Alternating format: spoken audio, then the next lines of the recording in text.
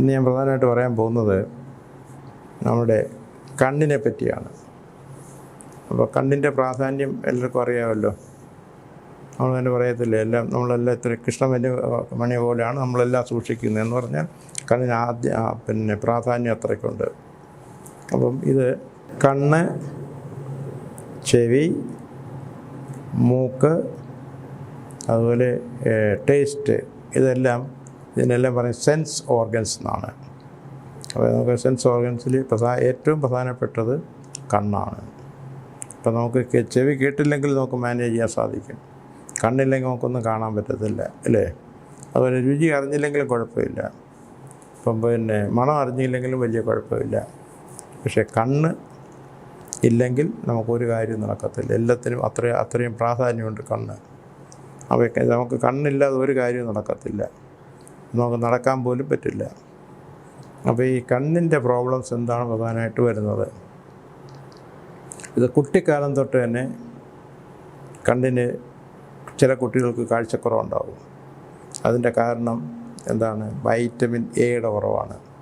അപ്പോൾ vitamin A എന്ന് പറയുന്നത് കുട്ടിക്കാലം തൊട്ടേ നമുക്ക് എല്ലാ പ്രായത്തിലും അത്യാവശ്യമായിട്ട് വേണ്ടതാണ് വൈറ്റമിൻ എ. അപ്പോൾ ഈ വൈറ്റമിൻ എ നമുക്ക് എന്തിൽ നിന്നാണ് കിട്ടുന്നത്? വൈറ്റമിൻ എ വെജിറ്റബിൾസിലുമുണ്ട്, നോൺ വെജിയിലുമുണ്ട്. നോൺ വെജ് വരുമ്പോഴത്തേന്ന് പറഞ്ഞു കഴിഞ്ഞാൽ നമ്മൾ ഫിഷ് ലിവർ ഓയിൽ കേട്ടിട്ടില്ലേ? മീൻ ഗുളിക ദിവസേന ഒരെണ്ണം കഴിക്കുന്നത് ഏറ്റവും നല്ലതാണ്. പിന്നെ അതുപോലെ വെജിറ്റബിൾസിൽ ഉദാഹരണം ക്യാരറ്റിൽ മാക്സിമം ബീറ്റ കരോട്ടിനുണ്ട്, വൈറ്റമിൻ എ ധാരാളം അടങ്ങിയിട്ടുണ്ട്. ഏറ്റവും കൂടുതൽ വൈറ്റമിൻ എ വെജിറ്റബിളുള്ളത് ക്യാരറ്റാണ്. അപ്പോൾ നമ്മുടെ എല്ലാ ദിവസത്തെയും ആഹാരത്തിൽ ക്യാരറ്റ് ഉൾപ്പെടുത്തുന്നത് നല്ലതാണ്. പിന്നെ അതുപോലെ മത്സ്യത്തിൻ്റെ കാര്യം, ചില മത്സ്യം ഉപയോഗിക്കുന്നത് എല്ലാ ദിവസവും മത്സ്യം ഉപയോഗിക്കുന്നത്, നോൺ വെജ് മത്സ്യം ഉപയോഗിക്കാത്തവർക്ക് ഇത് വരാം, ഒരു ഡെഫിഷ്യൻസി ഡിസീസ് എന്ന് പറയാം. പിന്നെ അടുത്ത് വരുന്ന കണ്ണിന് പിന്നെ മറ്റൊരു പ്രധാനമെന്ന് പറഞ്ഞു കഴിഞ്ഞാൽ ഈ കാഴ്ചശക്തി പല കാരണങ്ങൾ കൊണ്ടും ഉണ്ടാകാം. അപ്പോൾ ഉദാഹരണം, നമുക്ക് ഏജിലായിട്ടുള്ളവർ, അതിന് പറയുന്നത് ഏജ് റിലേറ്റഡ് പ്രായം വന്നിട്ട് കാഴ്ചശക്തി കുറയുന്നത്. അത് ചിലപ്പോൾ അത് പ്രകൃതിദത്തമായിട്ട് വരുന്നതാണ്. ഇപ്പോൾ ഒരു പ്രായം കഴിയുമ്പോഴത്തേക്ക് ചില ആൾക്ക് കേൾവി കുറയും, ചില ആൾക്ക് കാഴ്ചശക്തി കുറയും, ചില ആൾക്ക് മണത്തിൻ്റെ ശക്തി കുറയും, ചില ആൾക്ക് രുചിയുടെ ഉണ്ടാകും. അപ്പോൾ കണ്ണിൻ്റെ ആകുമ്പോഴത്തേക്ക് നമുക്കെല്ലാം ശ്രദ്ധിച്ചേ പറ്റത്തുള്ളൂ.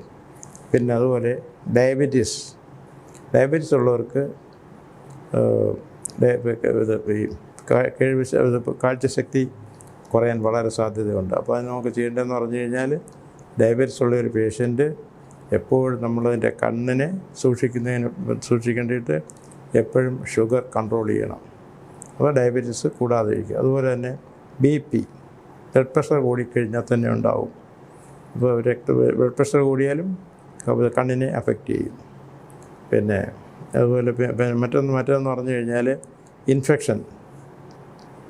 ചെങ്കണ്ണെന്നൊക്കെ നമ്മൾ പറയത്തില്ലേ, ചെങ്കണ്ണ് തന്നെ നമ്മൾ പ്രോപ്പറായിട്ട് സൂക്ഷിച്ചില്ലെങ്കിൽ ഒക്കെ പിന്നെ നമുക്ക് ചെങ്കണ്ണിൻ്റെ നമ്മുടെ കാഴ്ചശക്തി കുറയാൻ വളരെ സാധ്യതയുണ്ട്. അപ്പോൾ ഈ കാഴ്ചശക്തിക്ക് പിന്നെന്ന് പറഞ്ഞു കഴിഞ്ഞാൽ വൈറ്റമിൻ എ കൂടുതലുള്ളത് ഈ ഗ്രീൻ വെജിറ്റബിൾസിൽ ഈ ഇലവർഗ്ഗങ്ങളെല്ലാം ധാരാളം വൈറ്റമിൻസ് ഉണ്ട്. പിന്നെ അതുപോലെ ഫ്ലാക്സ് സീഡ് എന്ന് പറയും, ഫ്ലാക്സ് സീഡിനകത്ത് ധാരാളമുണ്ട്. ഫ്ലാക്സ് സീഡ് ഓയിലുണ്ട്, അതിൽ ഒമേഗ ഗ്രൂപ്പെല്ലാം അതിൽ ഫ്ലാക്സ് സീഡിലാണ് കിട്ടും. അതുകൊണ്ട് ഈ മീനെണ്ണ എല്ലാ ദിവസവും കുട്ടികൾക്കും നമ്മളും കഴിക്കുന്നത് നല്ലതാണ്. അപ്പോൾ അത് മീനെണ്ണ കഴിക്കാത്തവർക്ക് ഫ്ലാക്സ് സീഡ് ഓയിൽ എന്ന് പറയുന്നതിനാണ് ഈ ഒമേഗ 3, 6, 12 എന്ന് പറയുന്നത്. അപ്പോൾ പിന്നെന്ന് പറഞ്ഞു കഴിഞ്ഞാൽ കണ്ണിന് ഏറ്റവും പ്രധാനമെന്ന് പറയുമ്പോഴത്തേക്ക് ഈ അമിതമായിട്ടുള്ള, ഇപ്പോൾ ഉദാഹരണം, ഇപ്പോൾ ഒരു അമിതമായിട്ട് കുട്ടികൾക്കെല്ലാം അമിതമായിട്ട് ഉപയോഗിക്കുന്നതാണ് ഈ മൊബൈൽ ഉപയോഗിച്ച് കഴിഞ്ഞാൽ നമ്മുടെ തലച്ചോറിന് തന്നെയും കുഴപ്പമുണ്ടാകും, സമനില വരെയും തെറ്റും, അത്രയ്ക്ക് ഇഞ്ചൂറിയസ് ആണ്. പിന്നെ കണ്ണിൻ്റെ കാര്യം പറയണോ, കുറേ നാൾ ഉപയോഗിച്ച് കഴിഞ്ഞാൽ നമുക്ക് പിന്നെ കണ്ടുകൊണ്ട് വായിക്കാൻ വരെയും വലിയ ബുദ്ധിമുട്ടുണ്ടാകും. അപ്പോൾ ഇത്രയൊക്കെ കാര്യങ്ങളാണ് നമുക്ക് കാഴ്ചശക്തിയെ പറ്റി പറയാവുന്നത്.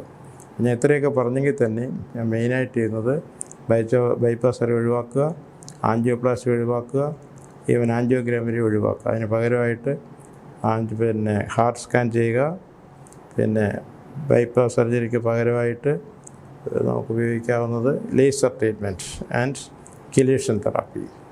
അപ്പോൾ ഇതുകൊണ്ട് നമുക്ക് ഒരു മോർ ദാൻ 90% ഹാർട്ട് ബ്ലോക്ക് നമുക്ക് മാറ്റാൻ സാധിക്കും. എൻ്റെ പ്രമാദമായ പേഷ്യൻസ് നമ്മുടെ പിന്നെ മാർത്താണ്ഡ മഹാരാജാവ് ആയിരുന്നു, പിന്നെ former president Jimmy Carter USA, നമ്മുടെ former president KR Narayanan sir, ഇവരൊക്കെയായിരുന്നു എൻ്റെ പഴയ പേഷ്യൻസ്.